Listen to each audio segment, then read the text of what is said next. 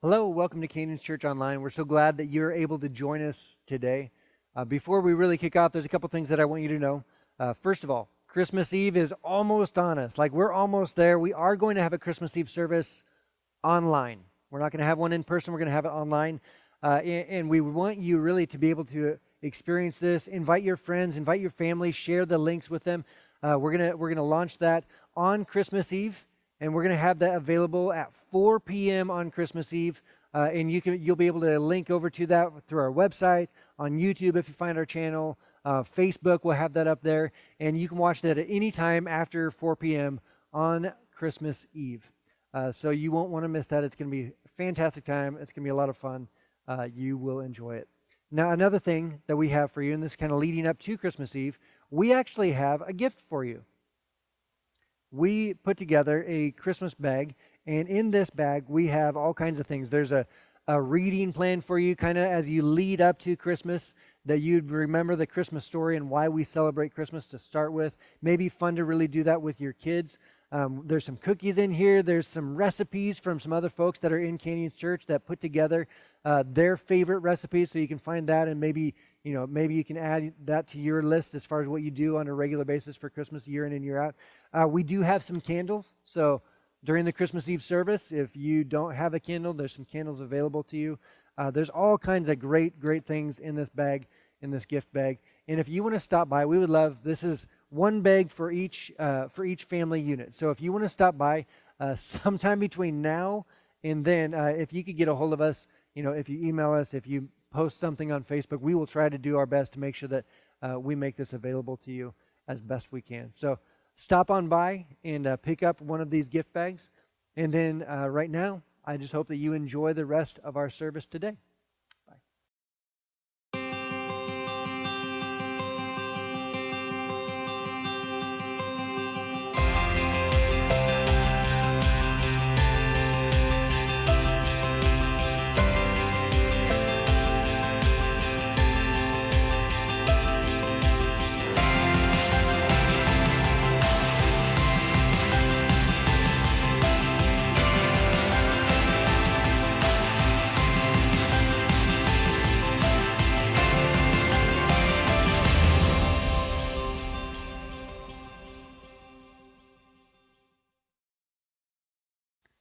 Well, welcome back.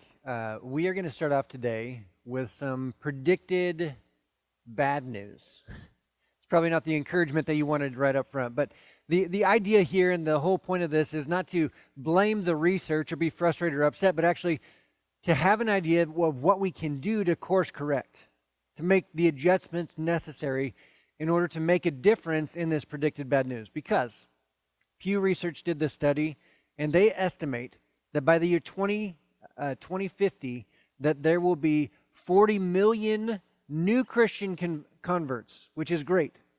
But then they also estimate that there's 106 million current Christians that are going to deconvert and walk away from their faith. So that's a net loss of 66 million people leaving their faith between now and 2050. That's a lot. That's a lot. So, why is that? Why do you think that people are leaving the faith? There's all kinds of reasons, but if you've talked to someone that's been wrestling with this, or maybe you have been wrestling with this yourself, maybe someone not only wrestled with it, but decided, yep, I'm out. If you had a conversation with them, an honest conversation with them, a lot of those conversations includes words like judgment and actual hate. That somehow the church itself has communicated that the value of judgment is a high priority. That we have to be right, that we have to be good, and we have to hold everybody else accountable to being right and to be good as well. And often that feels like judgment, and often that judgment is communicated with hate. So if that's someone's experience that they've had, then it's not that far-fetched to understand that they're looking for an off-ramp. They're looking for a way out, right? And this is the conversation that we've been having throughout this series, that ultimately, when it comes to Christianity, there's two questions that people are answering and asking and wrestling with. The first is it true? And the second is it good? Now, we're not really diving too deep on the is it true. We've had other series about that, and we will continue to have other series where we dive deeper on that. But we've really been focusing on the second question: is it good? Because so many people that have had an experience with someone, have had a conversation with a pastor, someone in charge, someone in leadership, so many people have had an experience that is not good, and they would even describe it as not good. It was bad for them. And if church is communicated, even if they believe that Christianity is true, if they also, because of their experience, believe that it is bad for them or bad for their family or bad for their community around them, then yeah, they are looking for a way out. Now, it didn't start off that way. At the beginning, when Jesus was about to be born, like during that whole process, Christmas is why we celebrate Christmas, because Jesus is born that day. We remember this moment that happened. At his birth, there was an announcement that was made by an angel to the shepherds in the field. And the angel said, "This is good news of great joy for all people." Good news of great joy for all people, not just a specific type of people, not just a demographic of people, not just a political group of people, not just a regional group of people, but for all people, that this would be good news of great joy. And this was the baby. His ministry hadn't even started. It's like, this is going to happen. You're going to have to wait for a while, but this is what this moment means. It's good news of great joy for all people. Moving forward from that moment, that it was good news of great joy for all people, if that's where it started, and if we look at historically what happened with the early church, the Jesus ministry, that he gathered crowds everywhere that he went. And then that first century church, against such great odds and two opposing forces, with the temple trying to wipe it out. And and then you also have Rome that wasn't too thrilled about it either, and they're kind of caught right in the middle of all of that. And in the middle of that, the church flourishes. In spite of the fact that these men and women risked their livelihoods and their lives in order to just communicate this good news. In spite of those odds, in spite of that risk, that inherent risk, it grew and grew and grew to the point that 2,000 years later, that this is still a giant, massive movement. However, we're seeing a very different trend. We're seeing a very different overall experience right now. So what is the difference? What happened? This is the question we should ask. What happened to the good news? If it was good news at the start, and it was great news at the start, and it was amazing news that people couldn't get enough of at the start, from that point till 2,000 years later, and we're wrestling with trying to get people to show up to church, and they're not being judged, they're not being scrutinized, they're not being, there's no arrests being made because someone shows up to church in America right now, right? Well, all COVID aside. But what happened to the good news from that point to this point? Well, if each generation of Christians, if each of us as Jesus followers are responsible to pass off this good news from generation to generation, at some point we have to come to terms that it wasn't that the good news shifted, that the good news was not good any longer. No, it was that somewhere along the way, the original version that Jesus introduced to the world, the original version, had us happen to it. We happened to it. That we adjusted. That we made the changes. That we made the difference. And the changes and the experiential difference that people are seeing today is not good. It's not good. Let me give you an exaggerated example here. Because when we change and alter good news to make sure that it's good news for us, and we start to pick and choose which elements and aspects of the faith that we like and the other elements that we really don't like, so we're kind of going to ignore those and put those on the back shelf. When we start to pick and choose our version of good news, it stops being good news. Here's the example, and I know this is an extreme example. I just learned some information recently, but I'm going to share it with you. There was this thing, and it's a real, historically, it is called the Slave Bible. the Slave Bible. This is in, I believe, 1807 that this was published. And the Slave Bible, essentially, at the start, it sounded like a good thing.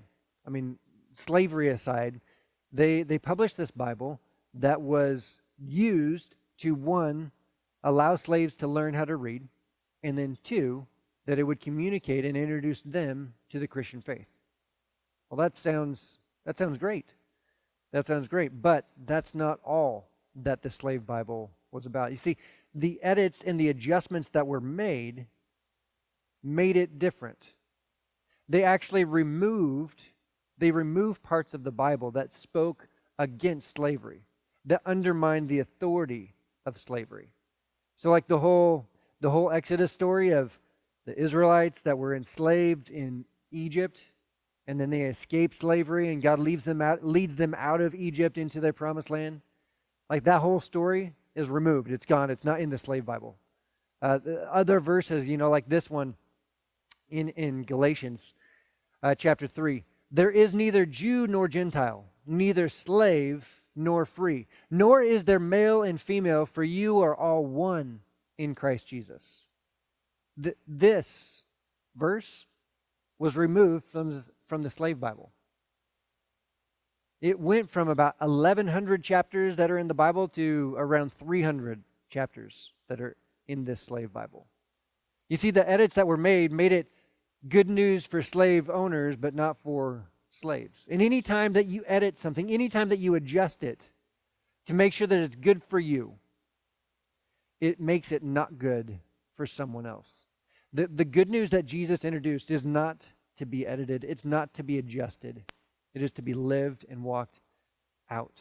Now, if our version of Christianity isn't good for Jews and Gentiles, for sinners and saints, for the good, the bad, the ugly, if it's not good for your crazy uncle that shows up to Christmas and you just want to who put the quarter in this guy that he's going to share all of his viewpoints with me right now? Like, if your version of Christianity is not good for him, if it's not good for your sister-in-law that just won't leave you alone, or maybe is isolating herself and she's like, it's the opposite of won't leave you alone. She's just opposite, like she's in the corner by herself. She's trying to avoid it.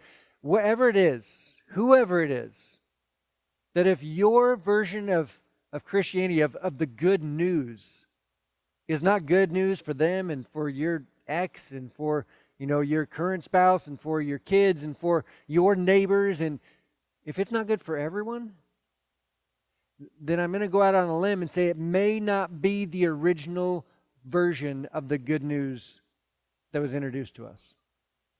You see, Paul essentially, he tells us that this good news is good news for everyone. That anyone that you meet, this good news, the original version of the good news, it is good news for them as well. So, if we can wrestle with this and we're like, the good news hasn't changed, but we've done something to it, and this has eventually caught up to us to the point now where people are leaving the faith because they're experiencing something that's not good, even though the original good news, the original version of good news is truly good, then I think there's a deeper question that we have to ask. And it may not be comfortable, but I think it's the right question to ask. Are you good news? Are you good news to those around you? When people, experience you, when people spend time with you, are you good news for them? This is a difficult, uncomfortable question to wrestle with.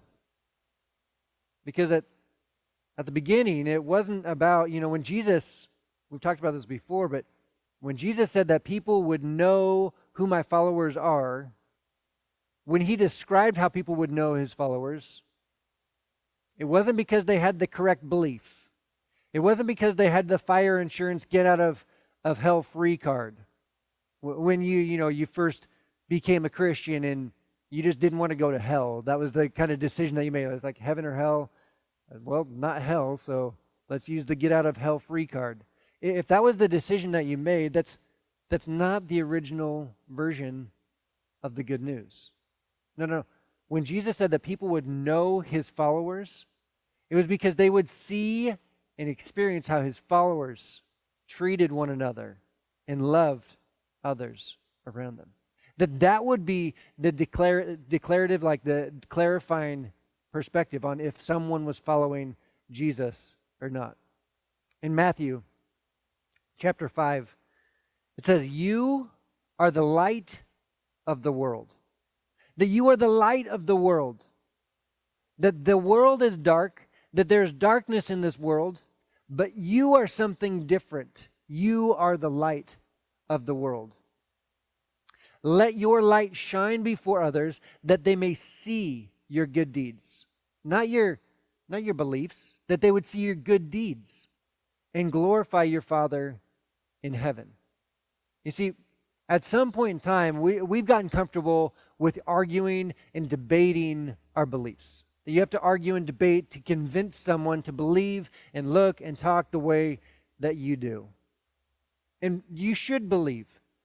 But your belief shouldn't lead you to just argue with someone or debate someone. Your belief in who Jesus is and what Jesus did, your belief in that should compel you to do something, to live differently. To maybe the way that we should put it is that we should personify the good news. That when someone experiences us, they would say, that was good. I don't know what that was. I don't know why they treated me that way. I didn't deserve to be treated that way. They treated me so much better than I deserved. Whatever that was, I want to know more about that. I want to know more about that. We're going to look at a portion of Scripture. It's actually a letter that the Apostle Paul wrote. And real quick, just to remind everyone who the Apostle Paul was. He was a Pharisee of Pharisees. I mean, he did everything according to the Old Testament Bible, to the old, the Hebrew Scriptures, the Hebrew Bible. And he knew the law and the prophets in and out. He knew it better than anybody else.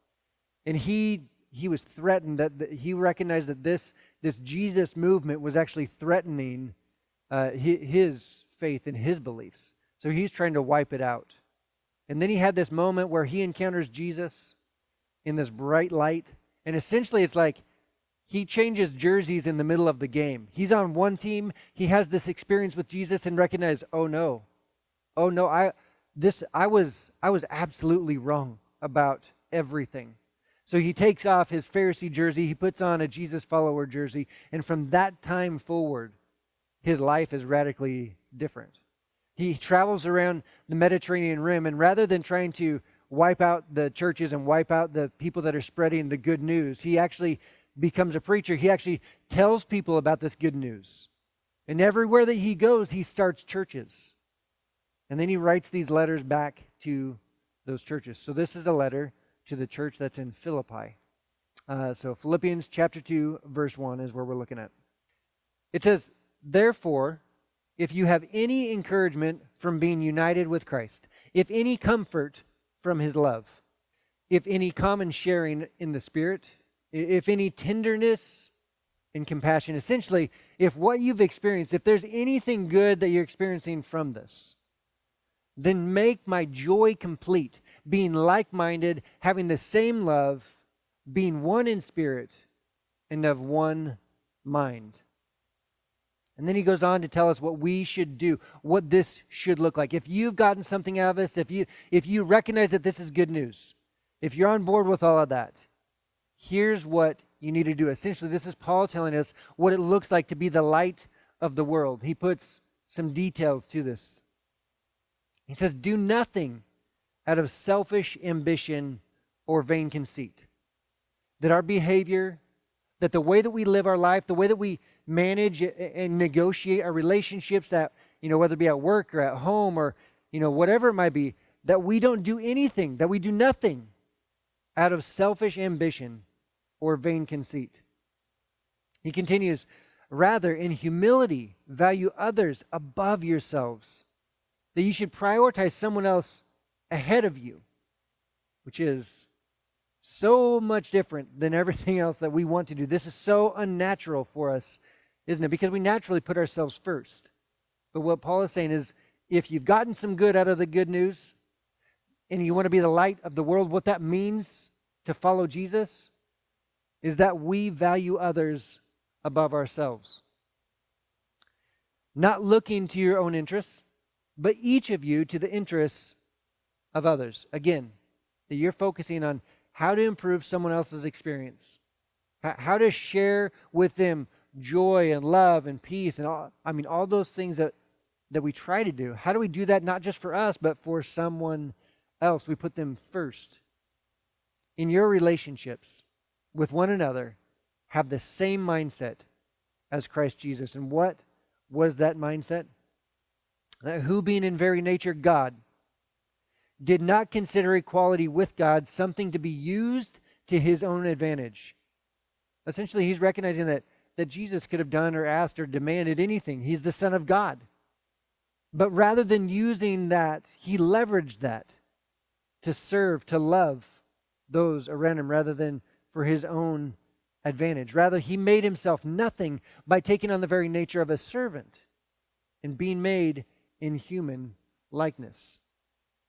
And being found in appearance as a man, he humbled himself by becoming obedient to death, even death on a cross. The death on a cross, it's hard for us to wrap our brain around what this is actually like, but this initial audience, they knew exactly what Paul was talking about, that this is the moment that it would be the most humbled. This is the way that you would be the most humbled.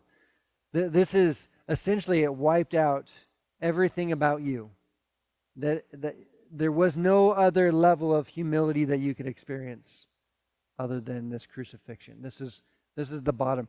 And he says that he humbled himself, meaning that it wasn't done to him. It was something that he allowed, something that he chose. Humbled himself, becoming obedient to death, even death on a cross. And then he encourages us. He says, continue to work out your salvation with fear and trembling. I love his language here, because it's not reactive. It's not like someone is sitting back, but no, it's someone that's being proactively owning their faith. That we're going to act out our salvation with fear and trembling. For it is God who works in you to will and to act in order to fulfill his good purpose. Now, it flies in the face of everything that we know about authority and leadership. Because what our experience is, and honestly what the world around us shows us, and what everybody's done since the beginning of time is that leadership is a pyramid scheme. That there's someone up on top, and that person is owed something from everybody else underneath. That they all work for him or for her. That they do something to make the person up top profit. The person up top gain more power, gain more authority, gain more, maybe it's finances. But whatever they do, it adds to the value of the person up top. Jesus flipped this whole pyramid scheme on its head. And he actually came and served and loved those that would call him king, those that would call him Lord of all. Not only that, he would sacrifice for those that didn't even believe the way that he taught. He sacrificed his entire life for everyone. Those that looked like him and those that didn't look like him. It was so incredibly, dramatically different. And this encouragement from Paul, it's kind of like if you watch The Mandalorian. And it's like, why would you do that? Why would you serve someone else rather than serve yourself? Why would you get somebody else ahead rather than allow yourself to get ahead?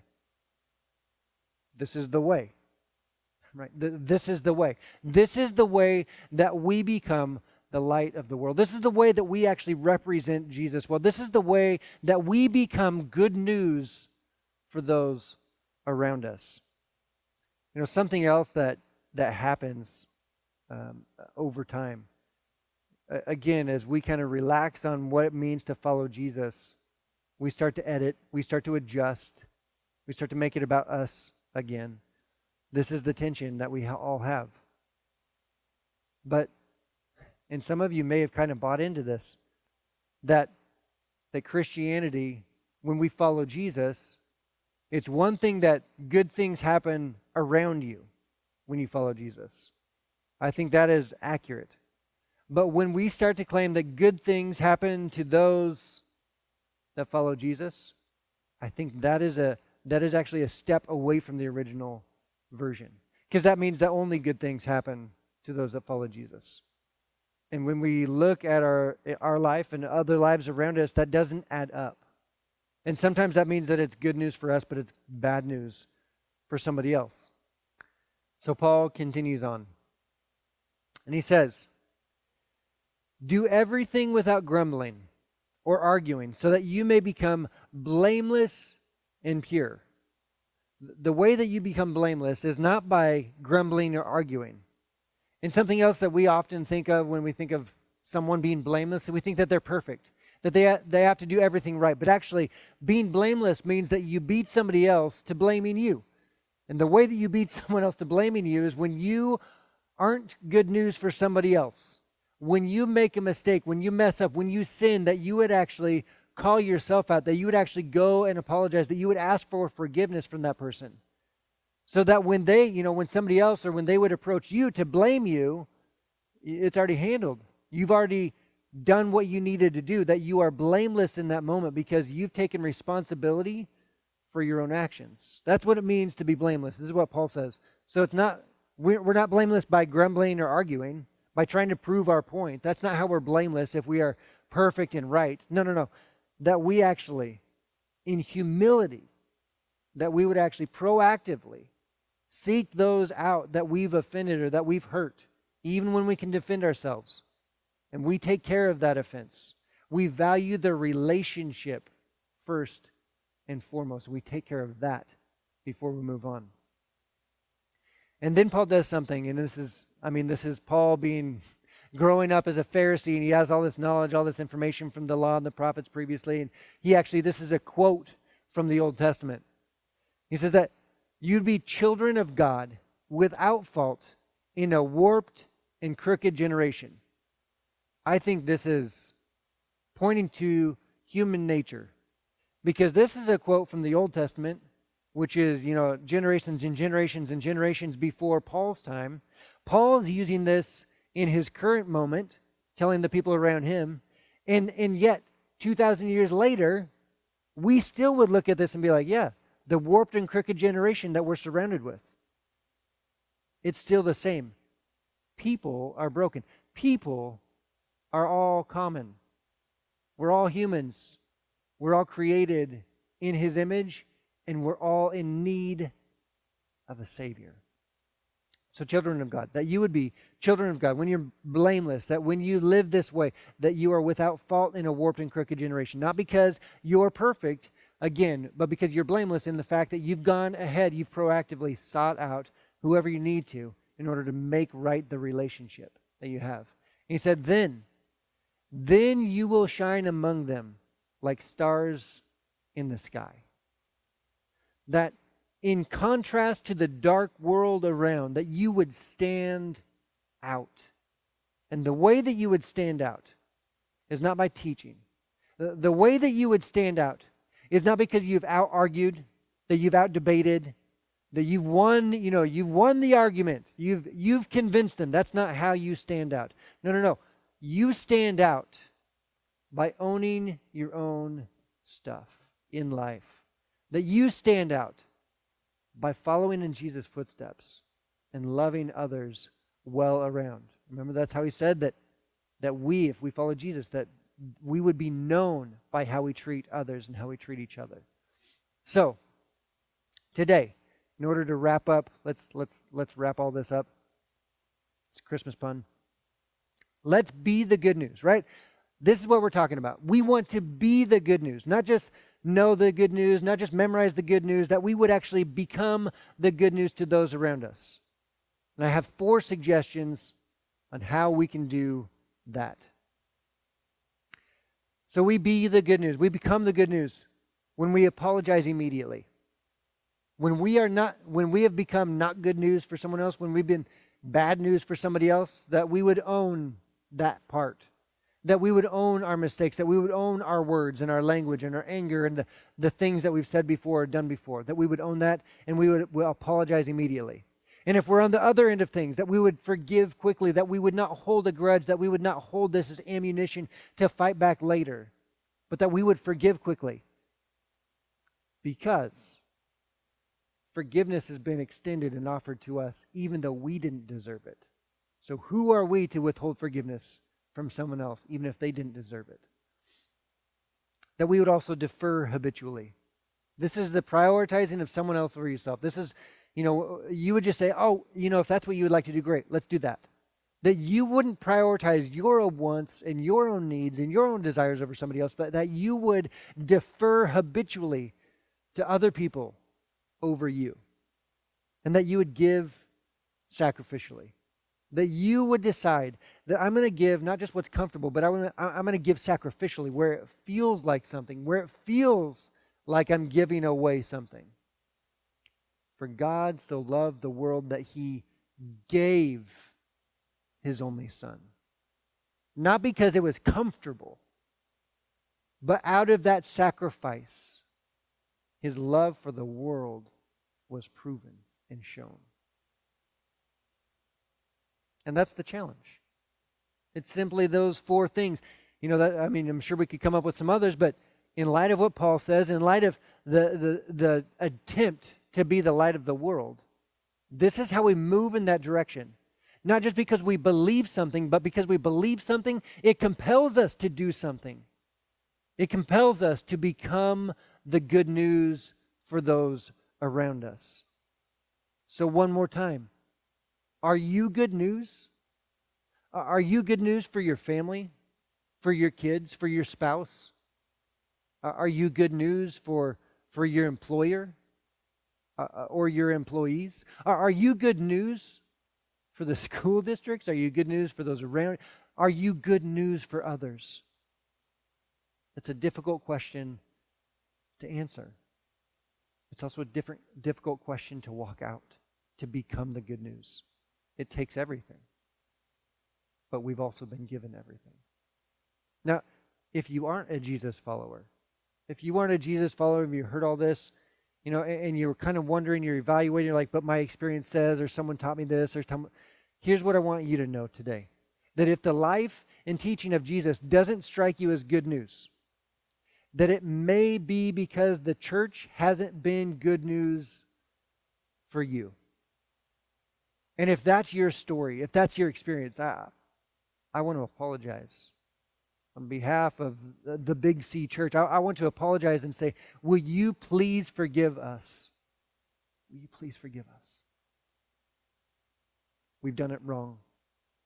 We've adjusted to make the good news for us. And if we've made it good news for us, then we've made it, different than the original version that was good news for everyone, for all people, in all time.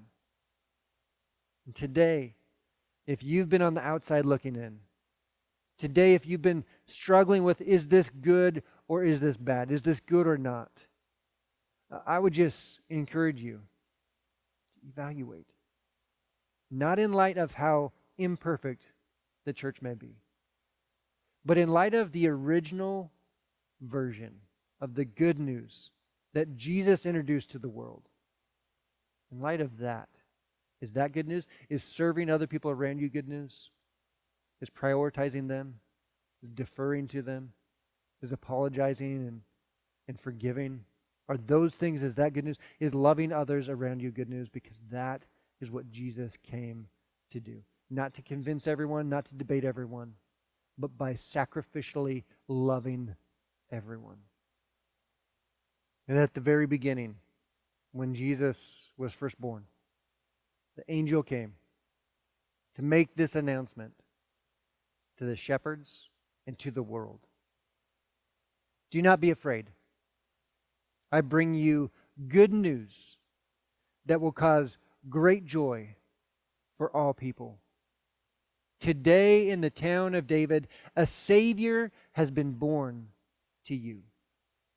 He is the Messiah, the Lord. That is good news. That is exceedingly good news. That this original version that Jesus introduced to the world, that would ask the question, what does love require of me? And then that is my marching orders. That is how I walk out following Jesus. That is exceedingly good news for me, for you, and for all of the yous around you. Every other you that you bump into. That is great news. That is good news of great joy for all people. Let me pray. Dear Heavenly Father, we thank you for everything that you've done for us. God, we thank you for the sacrifice that you've made for us. We thank you for the love that you extend to us, the forgiveness that you extend to us, the grace and mercy that you freely give us. Not because we earn it, not because we can out-debate it, not because we can argue it, but because you've decided to love us first.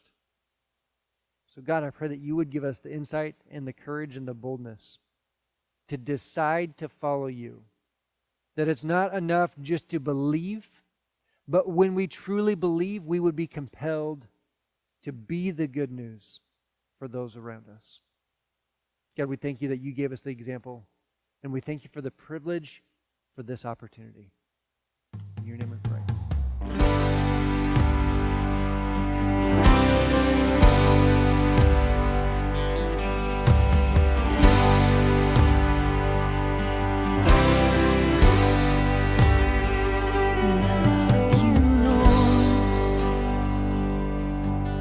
For your mercy never failed me. For all my days I've been held in your hands.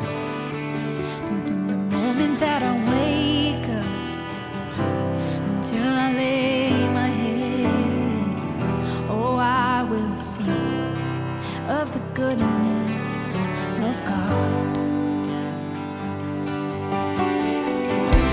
And all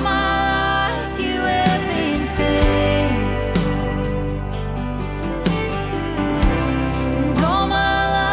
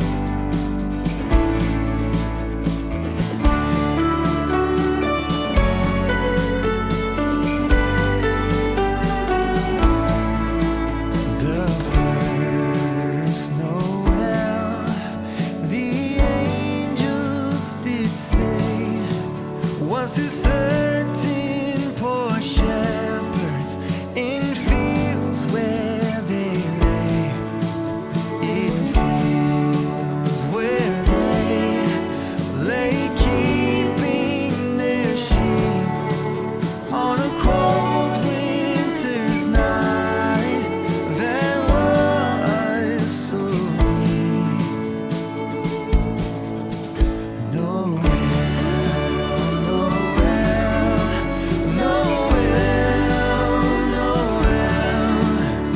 Oh, born is the King of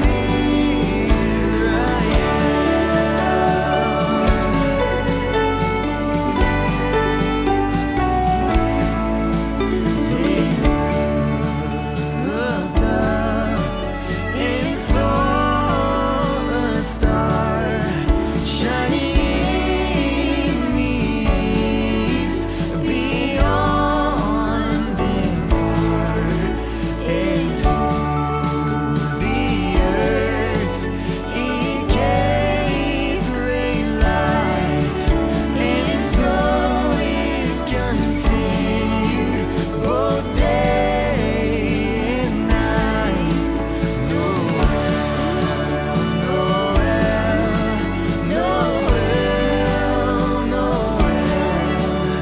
Oh, born is the King of Israel. Oh,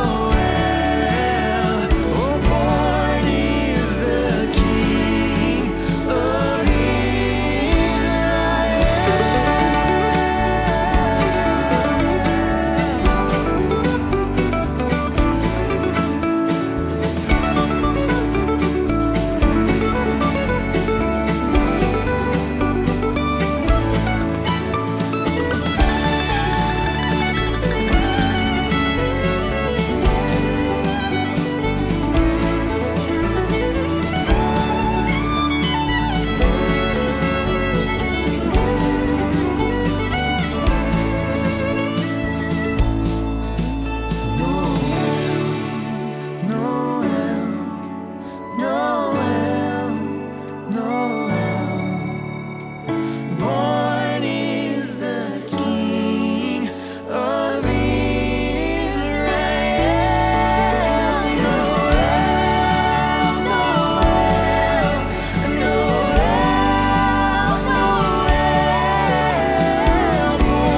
is the King of Israel. Born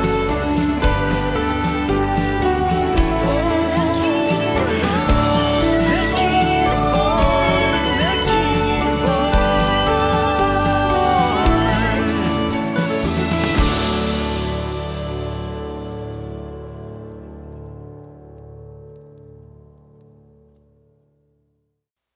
Well, thank you for spending some time with us today.